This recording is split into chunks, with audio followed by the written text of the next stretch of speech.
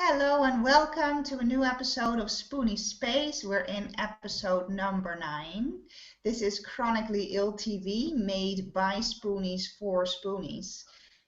You may not have heard of a Spoonie and think, what is a Spoonie? Well, a Spoonie is a person with a invisible illness or chronic pain that affects them in their daily life. So we come online live on YouTube every week and we talk about the challenges we face in daily life with being chronically ill. Every week we have another topic, and this week the topic is our partners. We refer to our partners as dishes because the dish ran away with the spoon in the nursery rhyme. That's a little word we use in our community, Spoonies for Life, our support community. If you want to know more about that, check out the comments in the text underneath the description in YouTube, and we have links to all our different parts of the community. But we use dish as a word to refer to our partner. So this episode is called Meet the Dishes. We have some dishes with us who are going to give us their side of the story. So it's going to be a very, very interesting one and a little bit different than normally. Well, I'm going to start with introducing myself. My name is Natalie. I'm the founder of the community Spoonies for Life. I'm 33 years old and I'm raising my 5.5-year-old daughter. The things that makes me Spoonie is I have fibromyalgia and I have Hashimoto's disease, and the most debilitating symptom for me is my fatigue. My fatigue really limits me in my daily life.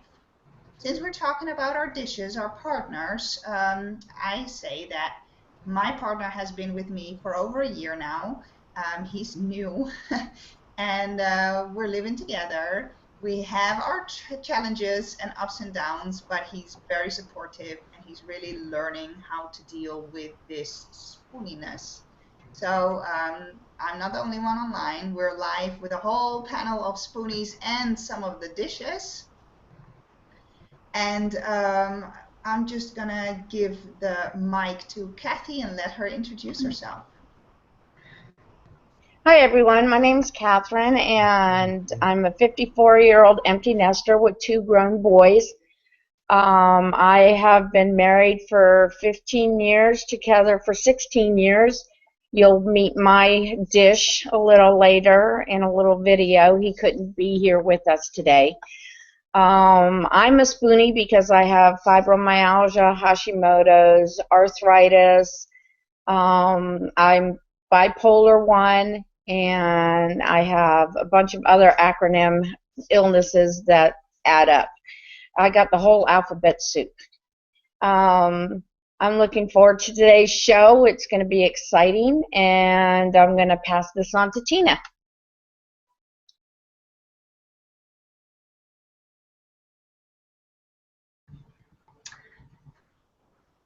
Thank you, Tracy. Oh, thank you, Catherine. I'm sorry. Hello, my name is Tina Glenn. And thank you, Natalie, and other panelists for allowing me the honor of being on the panel today. I am here with my dish, Brian, my husband. I am a spoonie because I have primary Sjogren's syndrome. I have fibromyalgia. I also have LIP, which is lymphatic interstitial pneumonia, in my lungs, and a slew of other things which we won't get into that are caused by these disorders. The most debilitating thing that I really have to deal with is fatigue. The 3 most important ones are fatigue, pain, and fibrofog. I would like to hand the mic over to my dish and have him say a few words. Hi, I'm Brian. I am Tina's husband. We've been married for 5.5 years, and we have 5 children altogether. We still have 2 children at home, a 15-year-old and a 12-year-old, both boys. They keep us very busy. I'm very proud of my wife because she recognized that she cannot be in the workplace and a mother and a wife, and she saves her spoons for us. And sometimes she has spoons and sometimes she doesn't.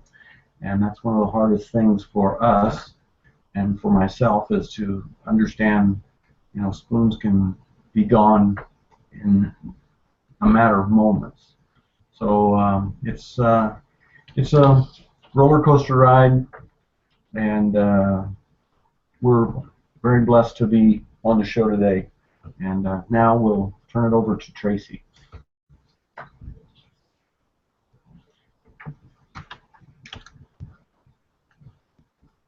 Tracy's having some difficulty, so I'm going to give the mic to Vicky. Please introduce yourself and your dish. Hi, my name is Victoria Wright. I go by Vicky.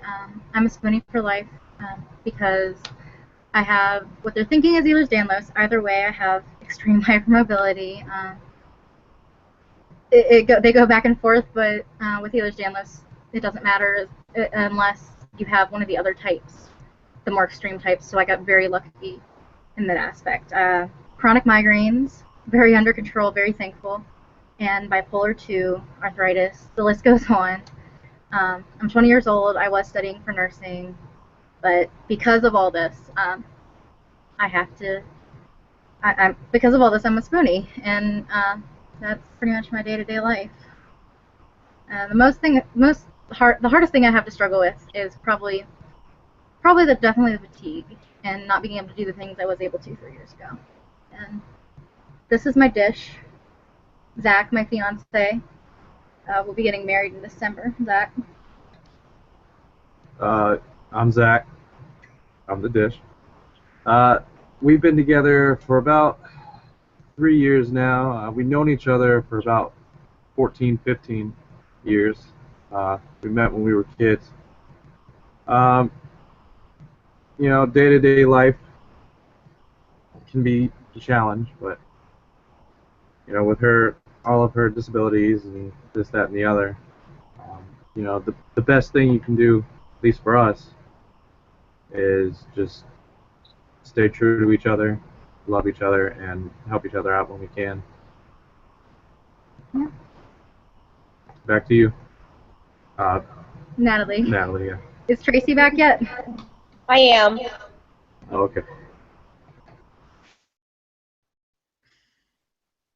Take the mic, Tracy. I'm Tracy. I'm 40 years old, and I have a whole list. Oh, son of a bitch.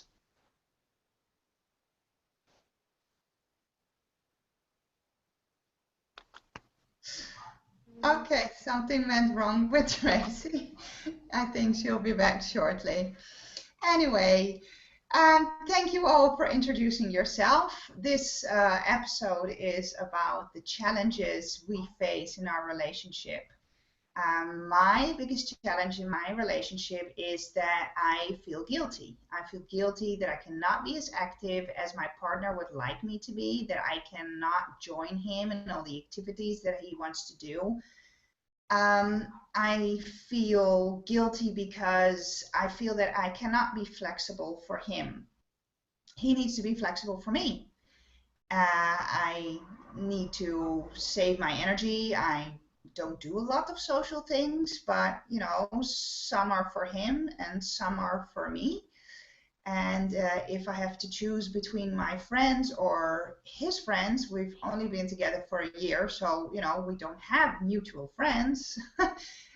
They're his and hers, so I will choose mine, and I will feel really bad about that. But you have to make choices because you have to divide your energy, like for me, for my daughter, for my partner, but I would like to have a social life as well, so for my friends too. So for me personally, that's something I really struggle with. And I would really love to hear from Brian. What is the thing you struggle with most? The thing I struggle with most?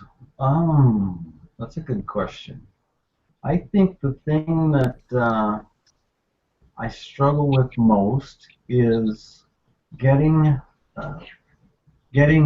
I love to help, and sometimes Tina feels guilty that I do help, and I'm my biggest thing is don't feel guilty. If you need to rest, you go ahead and rest. If you need me to do this, or if you want me to do this, or let me do things so that I can help with everyday life. I'm a very active person. I love to do stuff around the house. I like to I do all the dishes.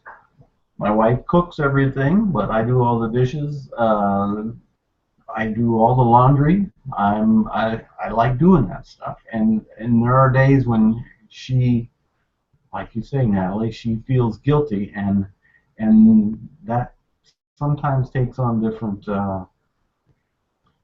faces in Tina. So when she feels guilty, sometimes that leads to anger, sometimes that leads to depression, sometimes that leads to migraines, and so my biggest challenge, I guess, is just let me help and don't feel bad about it.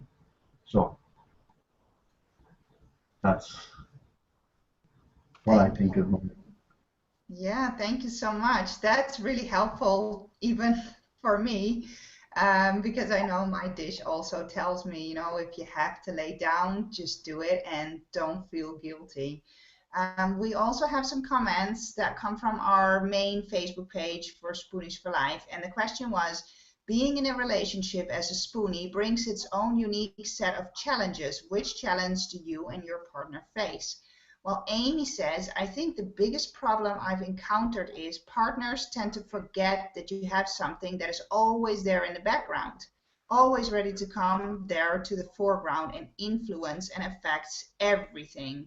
And sometimes it makes it awkward having to say, I just need to do this, or I can't do this, or can you please? Well, that's the guilt we just talked about. And yeah, that partners tend to forget. Zach, do you sometimes forget in day-to-day life? Yeah, definitely, definitely. There's a lot of times that we'll just be talking about something and we'll get into a disagreement, and she'll sit there and say, well, I can't do this because of my anxiety or something like that. As far as like going out and hanging out with people, not staying out such late hours or stuff like that. And in the back of my head, I'm thinking, oh, it's normal day-to-day things, but for her, it's a completely different thing. Like just walking down the street could be super exhausting for her. And for me, it doesn't affect me at all, and I don't think nothing of it. But then I have to go back and think about, oh well, she's got such and such, and so yes. But yes. if I can interrupt, he has ADHD, so a lot of times he's either, when I'm saying something, not paying attention or not exactly actively listening. So I have to remember that as well, and that's a lot of the disagreements we have. Yeah. A lot of times. Back to you. Well, thank you for that insight. Kathy, do you want to tell us what the biggest challenge is you face in your relationship? And then I will try and play the video. I hope that will go well. The biggest challenge that my husband and I have right now is that my mom's also very sick, and he's working extraordinary amounts of overtime. So we're not together. So when we do get together, he wants this done and that done, and I can't do it, and he forgets about it. I also forget that he's got type 2 diabetes, and with all the overtime that he's working and everything, he's just totally drained. So he really doesn't want to do it either. So I've got to kind of buck up and say, okay, I know I can do this, and he knows he can do that, and we go about it. And taking things personally, that's another big issue, is we got to realize not to take things personally when we get into mood swings and things like that. But I have a lot of guilt because his family lives 3 hours away, and whenever they want to get together, he wants to go, but I can't be in a car 6 hours. And so a lot of times he goes alone. But I encourage him to go because I don't want him to miss out on family events either. So let's go ahead and see if you can meet my husband.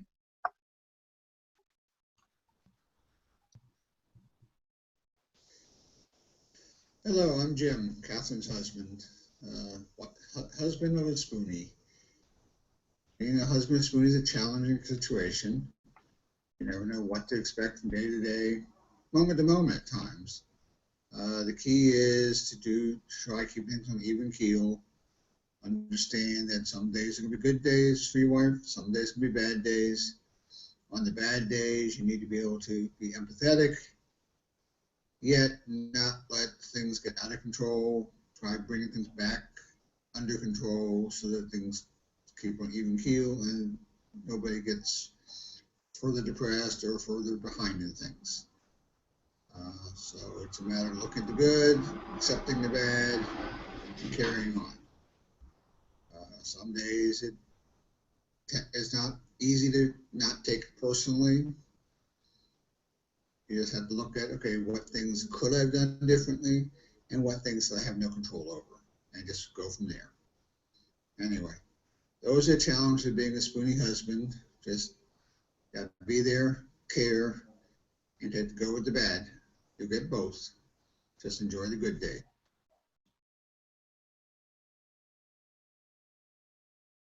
So that was my husband, and he's right. It's just trying to make sure that we keep things going and just be conscious of the impact it's going to have on the other person. Tracy, are you able to chime in here now? Yes, finally. I'm sorry about that, guys. For some reason, nothing seemed to want to like me today. So I'm going to back up for a moment since I didn't get to tell you who I am and what is going on. I'm Tracy. I'm 40 years old. I have bipolar 2, fibromyalgia, chronic migraines, anxiety, all kinds of other things that I'm just not even going to deal with at the moment. My husband, his name is Andrew. He's 32, and he's a Spoonie himself. He was in the military for over 12 years. He came out of it with severe PTSD and a fractured disc in his back, as well as problems with his ankles and knees from being airborne for so long. So we sometimes face a lot of extra challenges because we're both dealing with things. And that's one thing that's really difficult for us, is to find that balance, do what, when, without any extra pressure on the other person. But so far, so good. We're definitely making it work. We've been together for about 9 years and married for about 8. And it's one day at a time sometimes. So back to you. Thank you, Tracy, for the introduction. Let me go to the comments. Well, I see Lauren also says the guilt from the Spoonie side of things. Tanya says, other than the fluctuation in energy levels, is the feeling he cannot make it better. I know my dish told me to mention that he does not like to see me suffer and that it really affects him and that he feels very helpless, that he cannot do anything. So especially, we've only been together for a year, so he has had to learn fast. And in the beginning, he would, come to me all the time, but I'm too tired to respond or to talk or to be nice. And after the third time you're checking in with me, I'm being really bitchy and just telling you to back the F off. And that really led to big arguments in the beginning. And now thank God he learned very fast. After 4 or 5 months, he kind of thought, okay, this is the time to not check on you and just say, are you okay? And if I say, I need to take a nap, to me that means lay down and sleep for 3 hours. I'll be out when I'm okay. Or if I close the bedroom door, it just means only come in case of emergency. I need my space right now. I've taught my 5-year-old daughter, and my dish knows now too. So he has really learned to let me be when it's necessary. Tina and Brian, how do you deal with these things?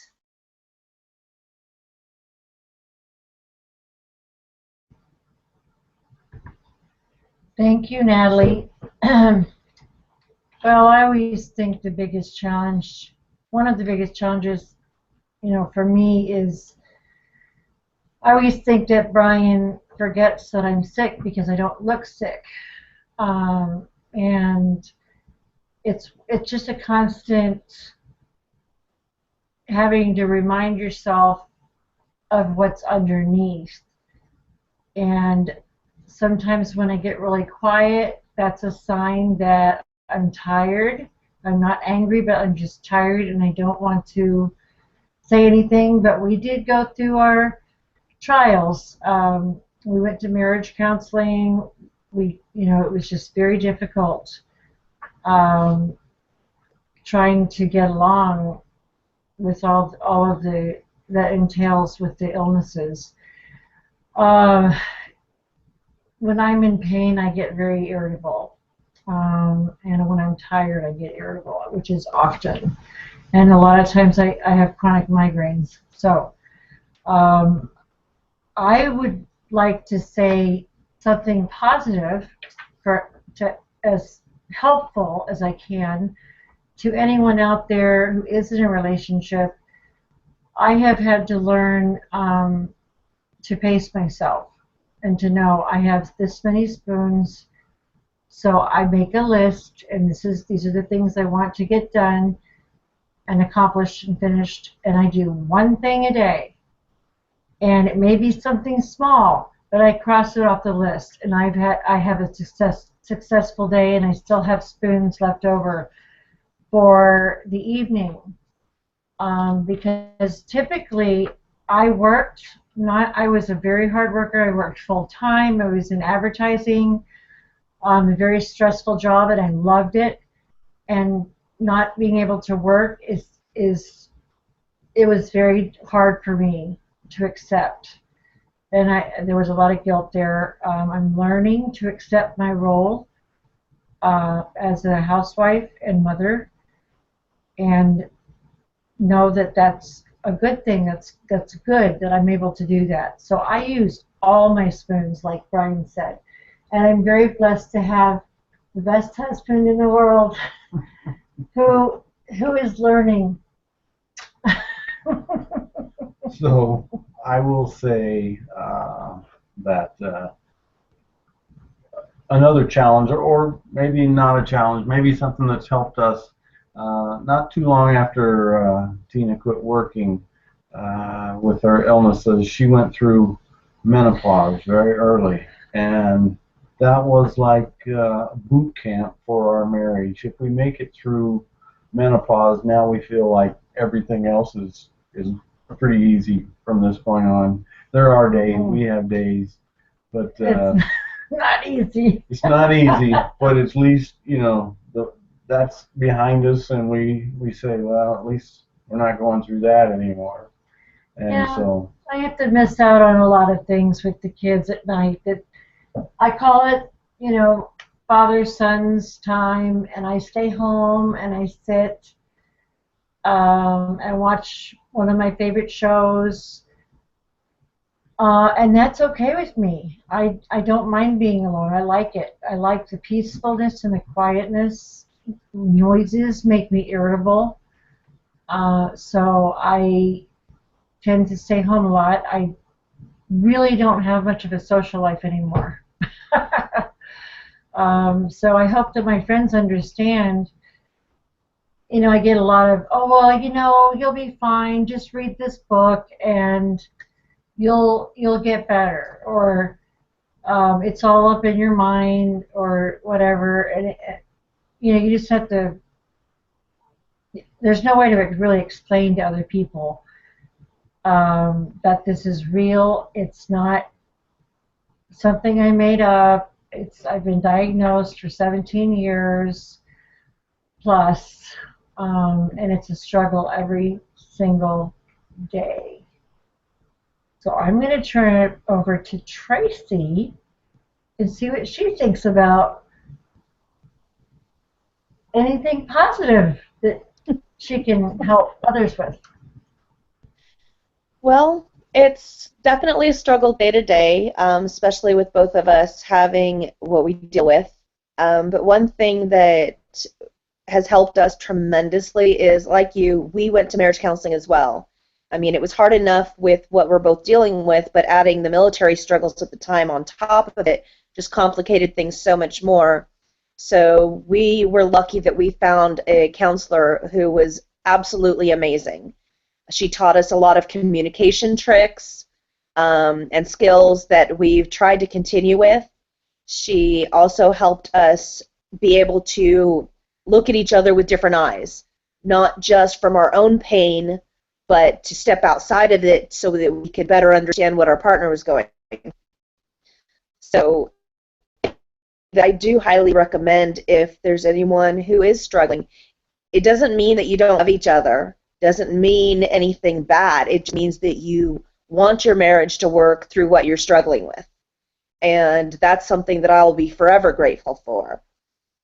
So, but we do try and help each other out as best we can. That he knows that there's some things in the house that I simply can't do, and so he does them for me even when he's hurting, and vice versa. I know that there's some things that he's struggling with. Right now, he works 2 hours from home, so he has 4 hours of driving every day on top of an 8 to 12-hour workday. So I don't get to see him as often as I like, but when we are together, we really try to just kind of take that step back, relax. We have our trash TV nights that really make us laugh together. And, it's the simple things, those little moments that you can enjoy with each other instead of focusing on all of the negativity or all of the pain or the sleeplessness or anything like that. So finding something you enjoy doing together can really help things a lot, and it's helped us. So, Vicki?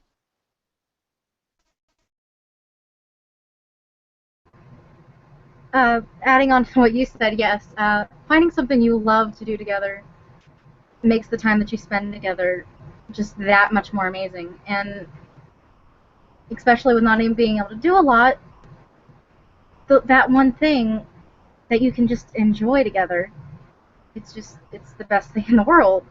We love playing video games together, and it's the time that we do that, it's just some of the most amazing times that we've had.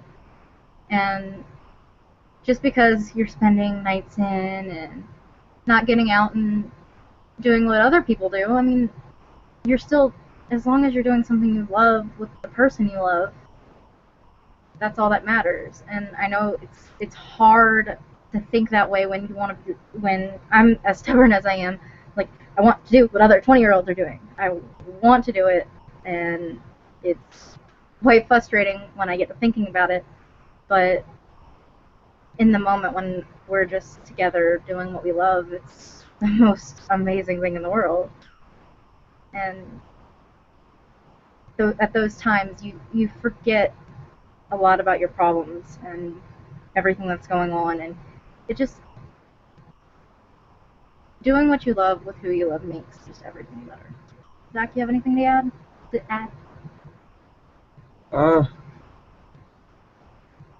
Yeah, just the small things that you do. It could be just watching a show, or even just I could be sitting over here watching YouTube, and she could be sitting over there on her phone, and I get up and just come and decide to lay next to her. And we don't even have to do anything, but just being next to her makes her feel more loved, not so alone. Just, small things like that really make a difference. Definitely. Back to you, Natalie. Thank you. That was so nice, Zach. And that really helps. That really helps. Let's see. Beck says, finding the balance between letting my dish help me and wanting to be able to do things for myself is really hard. The most important tool we have to achieve this is communication. I have needed to learn to let him help me, learn that I don't need to feel guilty when I need help. But I have to be telling him how I am feeling, if it's a bad day or a good day or somewhere in between. We have both had to adjust our expectations of what our house will look like. We prioritize time together over a spotless house. And we always communicate so we know how the other is feeling. That's my personal experience with my dish as well. I have really learned to say how I feel, to let him know, because many of us Spoonies have so many symptoms we feel at the same time, and we just try to ignore it because you have to live with it every day. So you don't want to be reminded of the headache and the cramps and the joint aches, and I feel like bugs are running through my veins. We all have weird tingly electric feelings that we try to ignore because we have to live with it all the time. But our partners have no clue how we are feeling. So my dish told me, okay, if you tell me I don't feel so well, to me that sounds I have to lay down for 20 minutes and I'll be fine. By the time that I say I don't feel so well, a trip to the emergency room is almost needed because that means it's going really downhill. So I have really learned how to say, I have a migraine, the bugs are running through my veins like crazy, I cannot feel my right toe, and I don't know, something else hurts. So, Kathy, how do you deal with stuff like that? Yeah, communication is a big thing for us as well. And we've even come up to the point where we have safe words, where if I'm in a really bad mood swing and I know that if he just says something the wrong way, I'm going to snap, and he'll say, he'll come over and give me a kiss, and then I'll tell him the safe word if I'm in that mood or at that point. And we try to use humor, and so I'll say waffle, or I'll say silly things like that. And he knows that if I say something crazy out of the blue, he knows, okay, hands off. She doesn't need to be touched right now. She needs her space. And a lot of times, if the safe word doesn't work, I'll just say, I need some time, and I'll get up and I'll go lay down in bed, or I'll just separate myself from him, so that way there is no conflict that arouses from that. And he's learned that if it gets to the point where we do have a little conflict, he steps back and he says, okay, this has got to be something physically that's going on with her. She's normally not like this. Don't take it personal, and then just separate yourself. And he usually goes down to the basement into his office, and he'll step away. But communication is the biggest key in our family, is to make sure that we understand what the other is saying, what the other is feeling, and try to be as helpful as possible. We too have had to adjust on how we like our homes. I've gotten to the point where now that he's working a lot of overtime, that I'm like, okay, now I have money to hire a maid. But he's, it's an hour and a half each way for him to commute to work. He's been doing horrible overtime, so he stays at my mom's house Sunday night through Thursday. I only see him on the weekends. But I'm going to be going back to my mom's myself, so then we have to hire a pet sitter and somebody to come in and do all of that while we're gone. So it's just trying to coordinate our schedules and to just have an open communication with each other. Tina, how do you guys deal with this?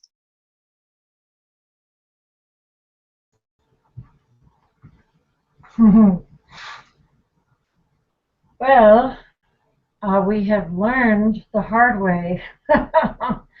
Basically, I think Brian knows at this point when I am tired.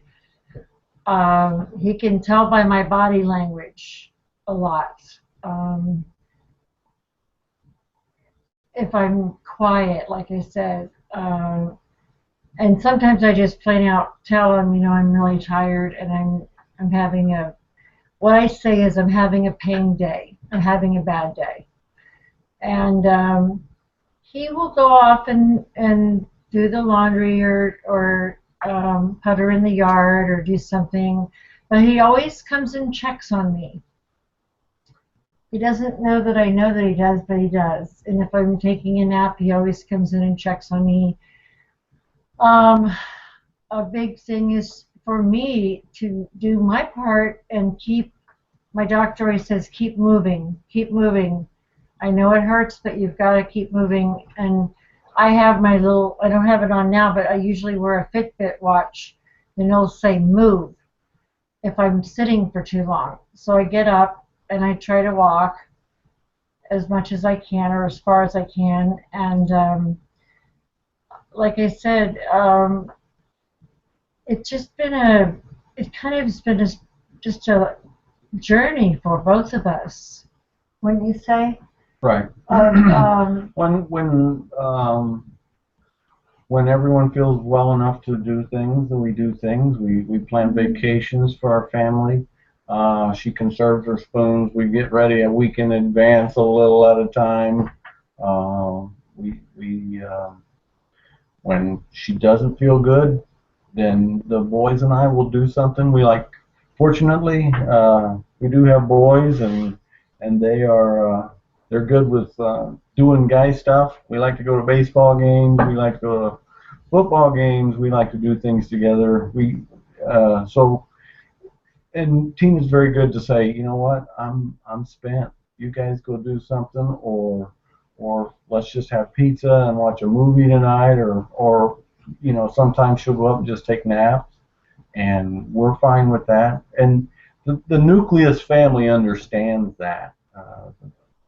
Our two sons that live here, they know.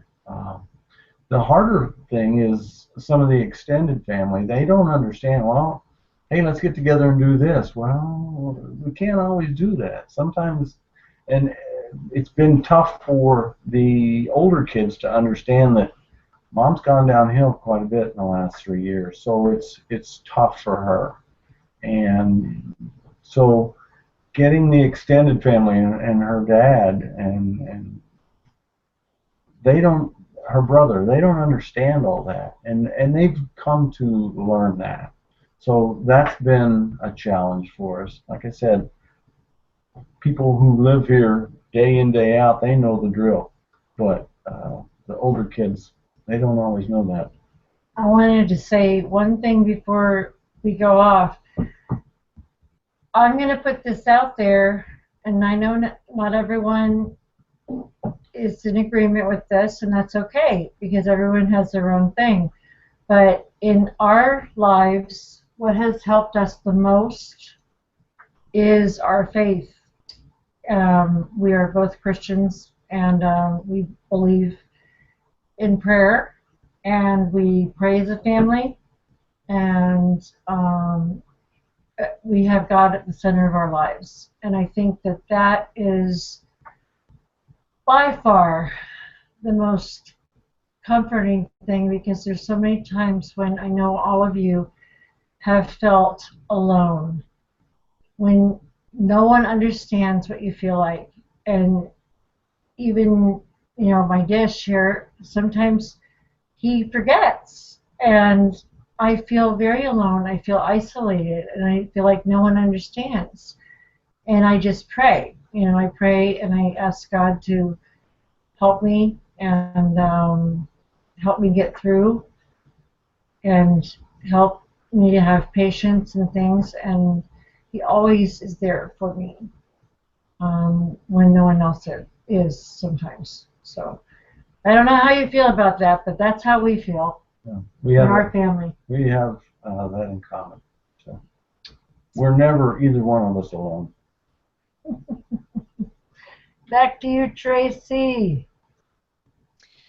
Well, one of the things that is hard for us is the guilt because, like I said, we both have our own struggles. So, as everyone else has said, communication, it's the biggest key. I mean, we have to. We're both stubborn, very stubborn. We're both Irish. I'm also Scottish, so we were born stubborn. So it's hard for us to admit when we need help, but we've had to learn to do so. And it's not an easy task when you're not used to doing that your whole life. So we've learned to let each other know, look, I simply can't do something right now. I'm too tired or I'm in too much pain or whatever the case may be. And letting each other know and communicating that has definitely been a big help. And if one of us is having a bad day, we're in a bad mood, we've both tried to make sure that we basically give each other a warning, saying, text each other if we're not in the same, location. Say, hey, I'm just letting you know I'm in a bad mood, so when I come home, I'm going to need some space. And that's something that really does help with us, is so that we know not to encroach on the other person's bubble, so that they can take the time that they need to, to get themselves straight again. And sometimes it might take a few minutes, sometimes it might take a few hours, but we've learned to give each other that moment. And like you guys were saying, humor, being able to laugh is probably one of the best medicines. And I know that's everyone always says that, but it is true. If you can find something to laugh at, whether it's each other or your own self, then do it. Those moments add up and make things a lot better. And just for us, another thing that helps with some of the guilt is we can't have kids. I found that out a few years ago. So our kids are all four-legged and furry, but they are amazing stress relief. And I know that not everybody's a pet person, and that's fine, but for those that are, and I'm sure you all understand that, having that unconditional love with somebody who doesn't talk back is sometimes better than anything. But communicating and laughing and understanding are the three big things to help with the guilt when we simply can't do what we want to do. Vicky? Like everyone said, the communication. Me and Zach, we're getting married in December. We've been together 3 years. Known each other 15, 14, 15, something like that. We have yet to learn, by the time he usually figures out I'm in a bad mood or having a bad day, by the time he figures that out, I've already snapped and gotten upset. And that's something we have to work on a lot. And it's just a day-to-day learning. And going through all this as a couple, I mean, it's been rough, but we figured it out. Just day by day. And the one thing that's helped is the fact that I didn't start getting really bad as far as my back and the arthritis until after we got together. So we kind of learned together about all that kind of stuff that comes with it. The bipolar and the mood swings, that was probably the hardest thing because he's never really had to deal with that. His aunt had it, but she wasn't really around. So he's never been through something like that. You want to say something?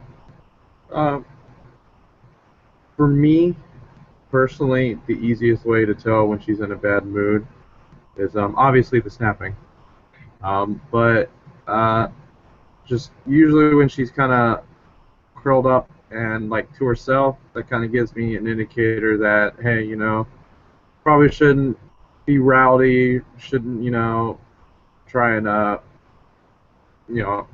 like to explain a lot of things, and I get excited about a lot of stuff, so I like to share, if I come home, with a story from work or just, something, and I'd love to tell her, and a lot of the times she's kind of to herself, and I think, okay, probably should wait for later to tell her that. Just let her kind of calm down.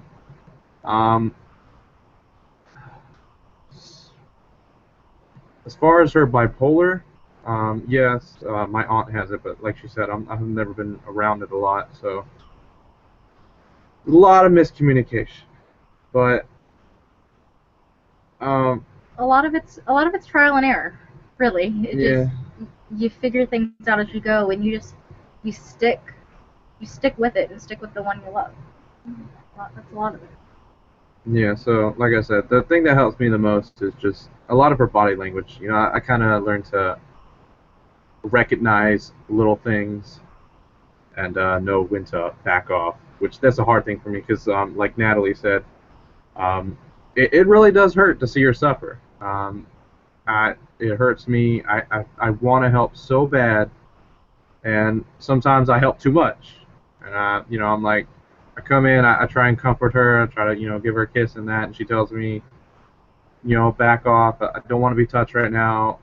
And it's just really hard for me to leave her alone because she'll be sitting there crying and carrying on, and I'm like, well, I just want to help. I just want to help. And she's like, well, the best thing you can do right now is to leave me alone and let me calm down. And for me, it's really hard to do, but I'm kind of learning over the years to back off a little bit more. He's gotten better about it, Yeah. but it's a learning process. And just anyone out there struggling with this in a relationship, whether you've been together a month, a year, years, just it's a learning process, and it will get better. The pain and your illness may not, but the relationship, as long as you work at it, it'll get better and love each other. Yeah, as long as you're committed and you want to stick with that person, that's all that matters. Back to you, Natalie. Thank you. That was a very good one. Yeah, I think that's true. You have to keep working on it to make it work. We also have a dish support group, a caretaker support group on Facebook. And I have asked the same question there, and I have two responses that I would like to read. So these are partners of Spoonies that have written this. Nick says, my spoon is always trying to push so far past her limits of doing things. Always got trying to make, I'm sorry, it's very hard written, so I'm just going to summarize. So she's pushing past her limits, and he's trying to keep an eye out for her to make sure that she rests when she needs it. Even though she fights him on it, he tells her that she needs to rest.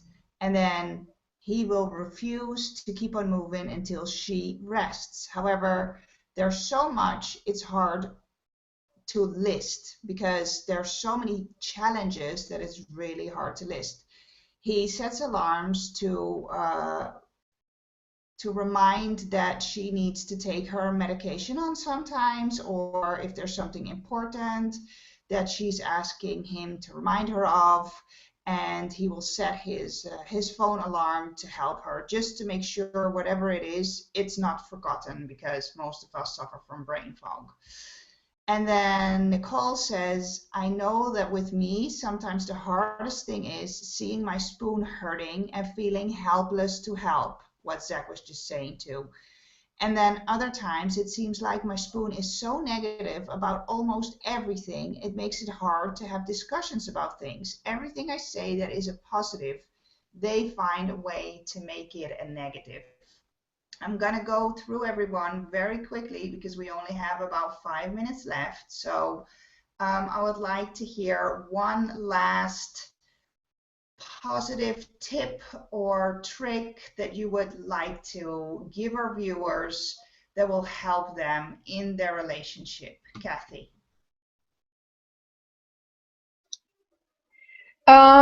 My biggest tip is make sure that you communicate openly and that you keep humor in it, because that sometimes you can just laugh it off, and it helps release a lot of the pressure of taking things personally. Tina?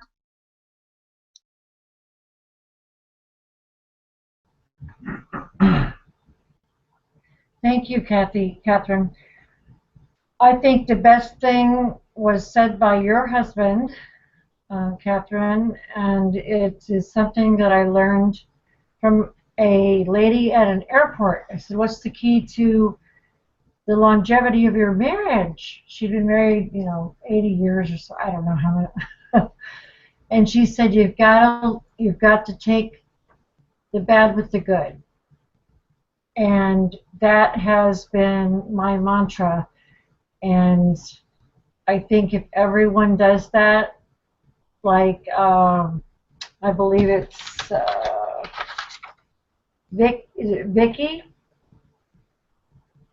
Vicky, or yeah, you and your spouse and the rest of your spouses seem to be that way. That's what we've had to learn to do with each other. Brian and I have learned to take the bad days and kind of throw them away, and we start over, and we try to focus on the good things. That's my advice. And back to you, Tracy. Like everyone else has said, one of the biggest things is communication. You have to be open to letting your partner know that if you're, they're not going to know to give you that space. But one other suggestion that I have is try and find a hobby, something that you yourself enjoy, even separate from your partner, because that way it gives you something that, as a purpose, as a focus, that I've found can be a great stress relief, which helps us both in the end. So between the communication and definitely learn to laugh at each other and at yourselves, because in the long run, those rough days aren't going to mean a whole lot, but all of the times that you've smiled and laughed and enjoyed each other will. So, Vicky? Yes, like everyone said, the communication and laughing and enjoying each other. With the communication, open, honest, just be there, listen, which can be hard for some people, but just laugh, love each other, and listen. That's the main thing, listen.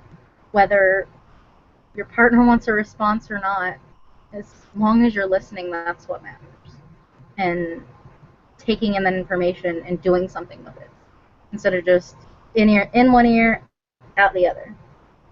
And just being there for each other is one of the biggest things.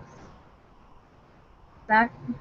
I would say, like y'all said before, finding a hobby together. Me and Vicky, we do a lot of stuff separate. There's a lot of times where we're not doing things together. But like I said, the hobby, finding something you can do together. Make yourself smile, enjoy it, start the next day anew. Focus on the good. That's what I would say. Even though that part, the focusing on the good part's a little hard. Back to you, Natalie. I would also like to hear from Brian. Do you have a tip or a positive thing to share? That's what I was going to say. I never gave Brian a chance to say anything. I would say things that would help the other spouses. You don't something that Tina wrote down here. Guys are fixers, and that's me. I'm a fixer. I want to, as soon as I hear, okay, this is what's wrong, I want to try and fix it, and that is not necessary always. Sometimes I think that she just needs to talk to me, and she needs to vent, and she needs to get it all out, and I need to just go, yeah, listen to her, and not try and fix it, not try and tell her, here's what you should have said, here's what you could have done, here's what. So just listen sometimes. Oh. Back to you, Natalie. Yeah, that's a very important one. Just listen. Just listen. You can't fix us. We're chronically broken. We're Spoonies for life. But you can work with us and grow with us and laugh with us. It's just all needs to be a little bit adjusted. It's not a normal person's life, and that's just a fact. Well, that wraps up our episode of Spoonie Space this week. We have a very big support community that's called Spoonies for Life, and we also have a caretaker support group for all the partners of chronically ill people. They need support too. All the links can be found down in the description. All the links are there for the Facebook page, for the closed support group, for the website. We also have a shop with merchandise that will give like a funny saying about being chronically ill, or it will empower you, it will raise awareness. So go and check that out. If you want to keep following us and see what we have to say and what kind of videos we have, just click the subscribe button and you will get a notification every time we upload a new video or we go live. Our YouTube channel is still in the beginning stages and we're building and trying to get as many videos out as we possibly can. So I want to thank all the panelists for being there today, and I want to thank all the viewers and all the people that commented, and for everyone that made the show possible. And hopefully we'll see you next week. So bye.